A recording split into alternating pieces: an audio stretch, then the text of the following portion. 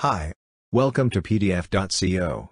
In this tutorial, I'm going to show you how to read a barcode with Barcode Reader API using PHP programming language. Let's start. First, I'm going to show you the sample PDF file that we're going to use.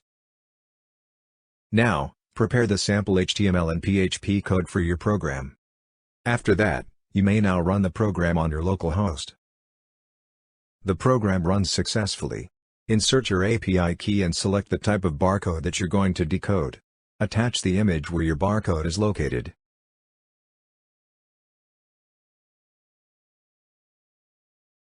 You will then see the value of the barcode that you've decoded.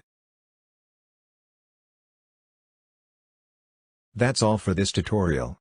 We have a lot of tutorials on our YouTube channel. Just search for PDF.co. Don't forget to subscribe and hit the notification bell icon.